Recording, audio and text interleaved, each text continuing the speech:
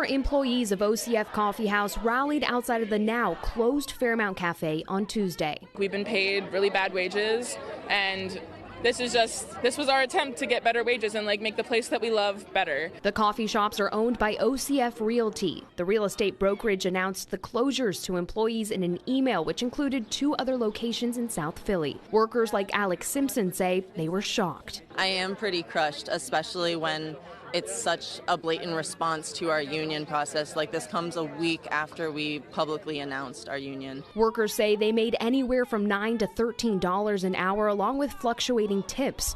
Former employees say they attempted to bring their concerns to management. OCF Realty President Ori Feibush told us over the phone he held meetings on Monday to hear from workers, but very few attended. No one showed. So those conversations have not been able to happen. We've unilaterally extended health, vision, and dental for every staff member for 3 months. He owns a chunk of the city, so we're just very confused as to why he couldn't pay us a couple more dollars an hour. You know, I watch some of these and it just seems like women don't understand economics.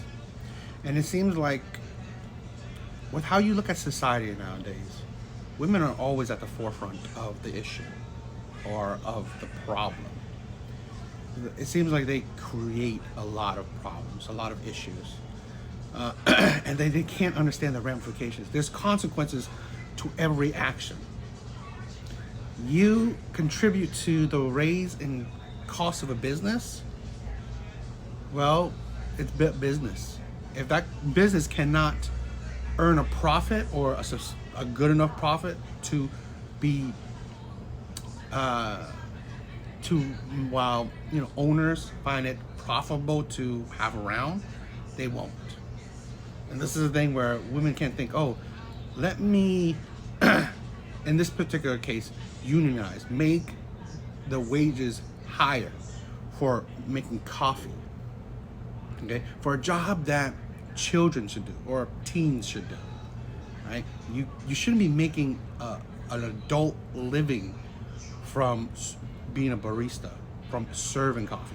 Now, if you get up to management, that's maybe different, right? Higher positions, but you shouldn't be making $20 an hour that it should be a job for a teenager. You shouldn't. It seems ridiculous. And then when you do, well, this is what happens, right? The business can't sustain it because then you think it has to raise prices in the items. Well, customers won't deal with it.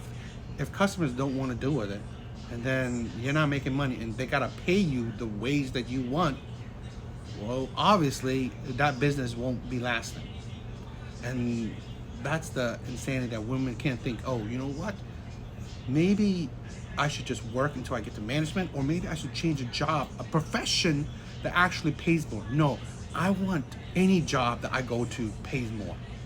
I want to work at McDonald's so it can pay more. I want to work at a coffee shop so it can pay more. I want to, I don't know, work in a mall and it should pay more.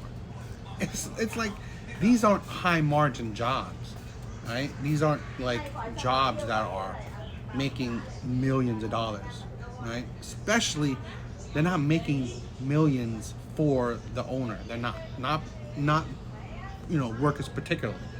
So this is an insanity. There's a bit of controversy brewing over the decision to close 3 coffee shops in Philadelphia. Workers at OCF Coffee House plan to walk out of the Fairmount location this morning. In a letter to employees and patrons, owner Ori Feibush says rising costs and reduced sales led to the decision to close all 3 of his locations.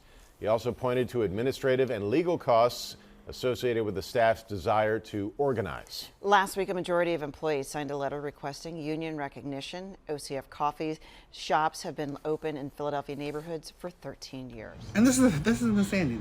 It shows you that women in general can't own businesses. They can't handle businesses because he owns half the city. And I don't really know this. I don't know the stories and out that well. But again, it's business. You're not taking money from other avenues to pay one avenue that's failing, right? If it was a failing business, because again, you gotta think, if it was a business that's doing well, it don't matter if he's paying them more. He would be fine with it. people don't think that if I have to pay you more and the business is gangbusters, it's making me millions, billions, who cares then? It equates the value, right? This is why engineers get hundreds of thousands, because they actually produce revenue, high revenue for the owners, management, stuff like that. You know, it's a job. These jobs, right? You hire kids, they're in and out. This is not like lifelong career. So none of these people work there for years. Like very few. Okay, and the people that work there for years usually, upgrade in management. So these are not jobs that you hold lifelong. These aren't even jobs you hold, 5 years or something. Most of these kind of jobs you hold 1, 2, 3 years, and you move on to the next one. And i.e., this should be a kid's job, right? A teenager's job. No, and you can see these are the type of women, right? And it's just, I just find it like where a lot of people, and I'm gonna go crazy, and or I'm gonna maybe backlash. It's just a lot of women that they can't think past the present, or they can't really have a different perspective. Okay, at the end of the day, we live in a world that's capitalism. It's just plain and simple. So you have to make money, but the business has to make money. If it made enough for before, the wages were before, then that's how it works. I kind of think that, these are jobs that are not college degree, barely any training required. And then you think you should make $20 an hour. It is a bit insane. It is insane that women like this think that you need an adult living wage when you're doing these kind of jobs. We're here to protest this decision and demand CEO Ori Fibush reopen all 3 cafes, reinstate all of our staff, and pay us a living wage. There's so many different communities that come to this store that rely on this store to be here day in and day out, to give them the sustenance that they need, the community, the people that they see every single day, and we don't have that anymore. It's also the entitlement, the audacity. You need to open back up and pay us a living wage. It's like only women can do that shit. It seems like only women, because one man demands like someone else to open back up their business and then pay them more. To protest every little thing, it's absolutely insane. To protest that you need to open back up and pay us more. It sounds very selfish, right? It sounds entirely, insanely selfish and entitled. The audacity to tell someone else to open a business that they don't want to do anymore. To force someone else to work. Essentially, you're forcing the person to work this business, open this business, and then pay them better. How about look for a better job? Why can't they look for better jobs? Because they don't qualify for it. This is the thing. I don't know. This ain't a fascist or communist country. You get paid for what you're worth. You have to negotiate for what you're worth. And obviously, their negotiation failed because they ain't worth that much.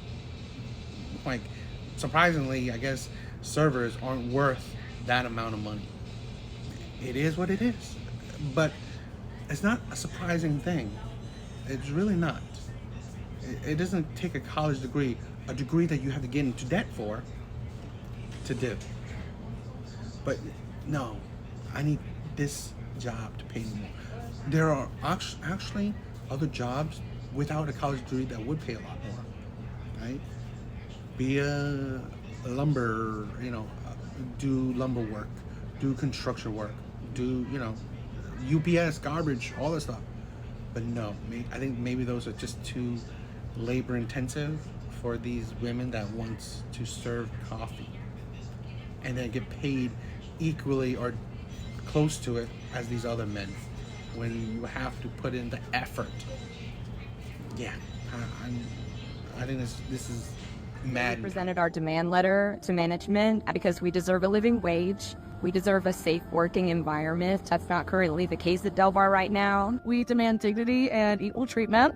We demand an end to all racism and sexism. We demand an end to all disrespect from management. We demand a proper cooling system. We demand paid time off, and we demand that schedules are sent out 2 weeks in advance. We demand fair pay so that we can build our lives. We demand $25 an hour for all. And finally, we exercise our right to organize, and we demand a seat at the table. The big reason I wanted to get involved in the union and present a demand letter is because $2 an hour is the state wage for servers in Georgia. However, that is abysmal. Serving assistants make $5 base pay plus tips, which is usually around $13 an hour. None of us can afford the cost of living here with that. Another big issue that I have is that our AC is consistently out. The heat in the kitchen and in the restaurant in general is unbearable. Above 80 degrees in the dining room, above 100 degrees in the kitchen. We don't make enough money. It's hot. It's stressful. We're overworked. And it's just these unsafe working conditions that made me want to stand up and fight. Is that way bad treatment? I have some bad news. The anarchist anti-capitalist cafe plus shop is closing. What happened, you asked? Well, it didn't have enough capital. It didn't have enough money. The anarchist anti-capitalist cafe plus shop was, or still is until the end of May, located in Canada. They would sell coffees and hot chocolates at the same price you could get them at Hot Chocolate, but hey, you were fighting the system while you were doing it. After you got your $8 coffee, you could then buy something like all shoplifters go to heaven. Crime, burn it all. I wonder if they wanted their stuff to be I don't know. Unfortunately, the lack of generational wealth / seed capital from ethically bankrupt sources left me unable to weather the quiet winter season or to grow the ways needed to be sustainable long term. Well, it's never your fault.